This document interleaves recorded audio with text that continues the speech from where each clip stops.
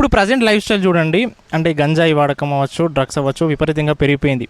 అంటే ఎక్కడ పేరెంటింగ్ లోపం ఉందా, లేకపోతే ఇంకా ఎట్లా ఏమంటుంది దాని గురించి? మాదక ద్రవ్యాలు కూడా ఇప్పుడు న్యూ జనరేషన్ కు ఈజీగా అందుతున్నాయని తెలుస్తుంది. ప్రతి కాలేజ్ దగ్గర కానీ, టాప్ స్కర్ట్స్ లో ఉన్న స్కూల్స్ కానీ, కాలేజ్ దగ్గర కూడా ఎక్కడెక్కడో దొరుకుతున్నాయని యువత కొంచెం చాలా పాడైతున్నట్టు కూడా వస్తుంది. నేనైతే డైరెక్ట్ చూడలేదు, దానికి అలవాటు పడుతున్నారు. దీనికి బాధ్యత గవర్నమెంట్ కూడా మాదక ద్రవ్యాలను స్ట్రిక్ట్ చేయాలి.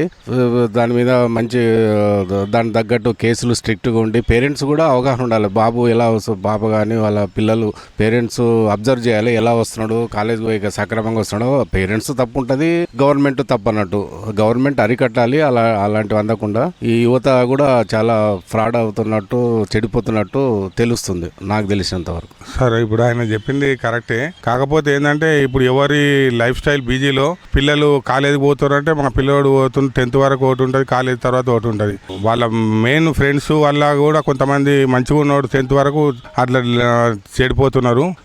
డిపెండ్ ఆన్ ఆయన మనస్తత్వం బట్టి ఉంటుంది. చెడు అలవాట్లకు కావద్దు ఎవరే కానీ, మంచి అలవాట్లు నేర్చుకొని అది చేసుకోవాలి. కానీ ఈ మారక ద్రవ్యాలు అవి అనేది చాలా డేంజరు. దానికి ఒకసారి అలవాటు పడిపోతే ఇంకా అదే చేయాలని ఉంటుంది ప్రతి ఒక్కరికి. మనకు తెలియదు కానీ మనం చదువుతున్నది వింటున్నది అదే లెక్క. చాలా మంది అది కొకేన్ అని ఇంత కాస్ట్లీ ఉంటుంది, ఇంత వేసుకుంటే అది వేసాను. కానీ ఇది వేరే.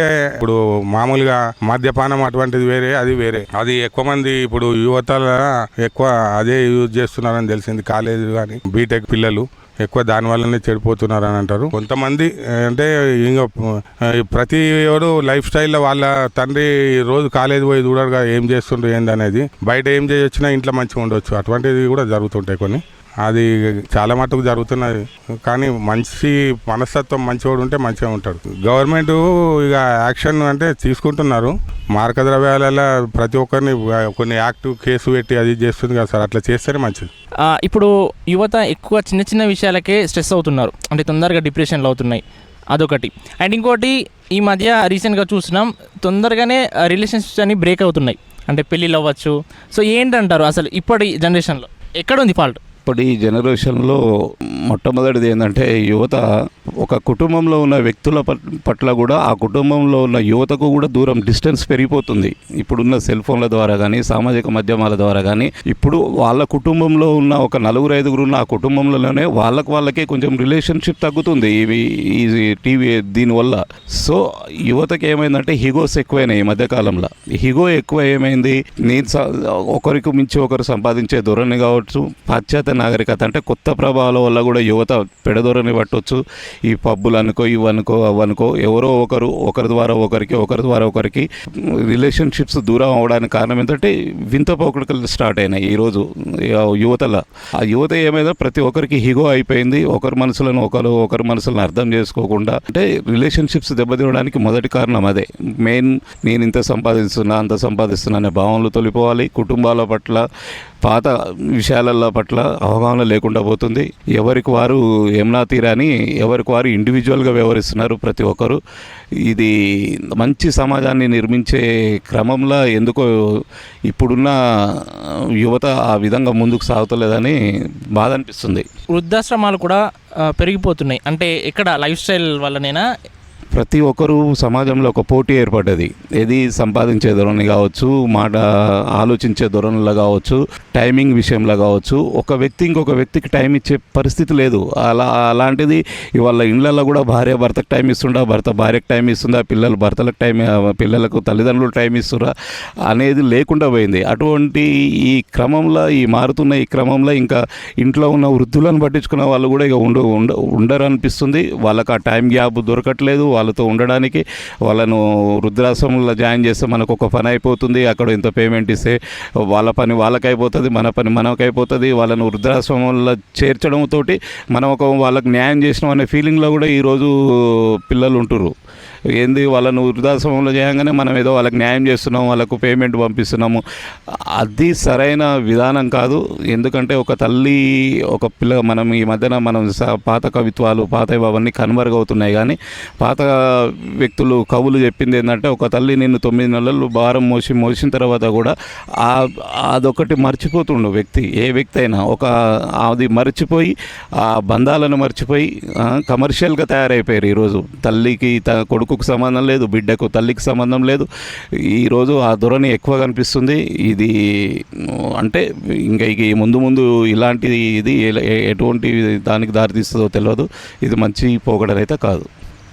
అన్న నమస్తే, మీ పేరు? షరీఫ్ నా పేరు.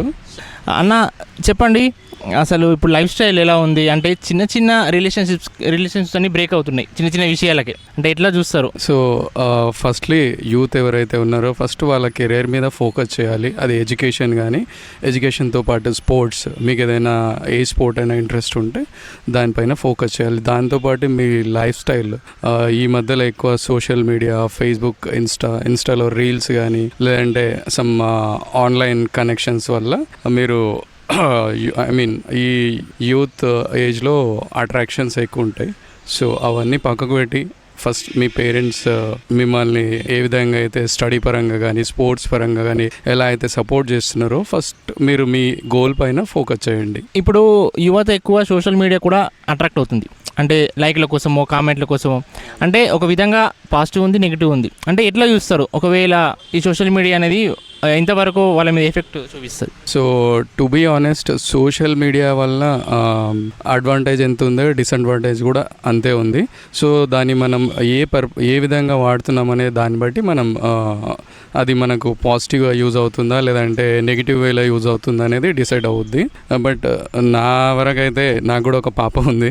తను కూడా 5 years old.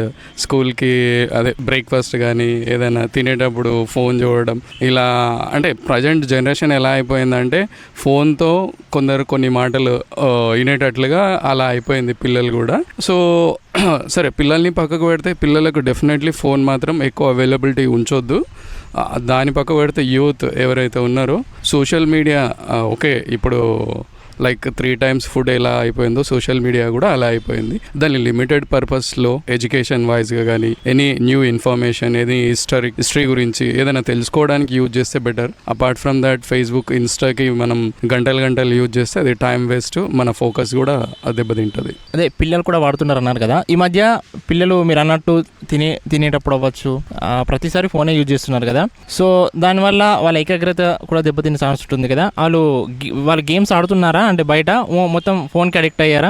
అలా అనేం లేదు, కంప్లీట్లీ ఫోన్స్ చూడడం అంటూ ఏం లేదు. అది depends on parenting. Parents just food వరకే మనం ఫోన్ చూపించే తర్వాత మనం వాళ్ళకి టైం స్పెండ్ చేసి మనము లైక్ క్రియేటివ్ థాట్స్ ఏదైనా పెయింటింగ్ కానీ, పెయింటింగ్తో పాటు మార్నింగ్ ఈవినింగ్ టైం ఉన్నప్పుడు పార్క్స్కి తీసుకెళ్ళడము, ఇలాంటివి చేసినప్పుడు వాళ్ళు ఫోన్ గురించి అసలు ఆలోచించరు. మెయిన్ పేరెంట్స్ ఎలా బిహేవ్ చేస్తారో వాళ్ళు పేరెంట్స్ని చూసే పిల్లలు దానికి అలవాటు అయిపోతారు. సో పేరెంట్స్ ఎక్కువ ఫోన్ యూజ్ చేస్తే డెఫినెట్లీ వాళ్ళు కూడా ఫోన్ తీసుకుంటారు. ఇప్పుడు యువతలో కూడా డ్రగ్స్ కల్చర్ అనేది, గంజాయి ఎక్కువ విపరీతంగా పెరిగిపోయింది. సో అంటే ఇక్కడ కూడా పేరెంటింగ్ లోపం అనుకోవచ్చా, లేకపోతే ఏంటి అసలు రీజన్ ఏంటి?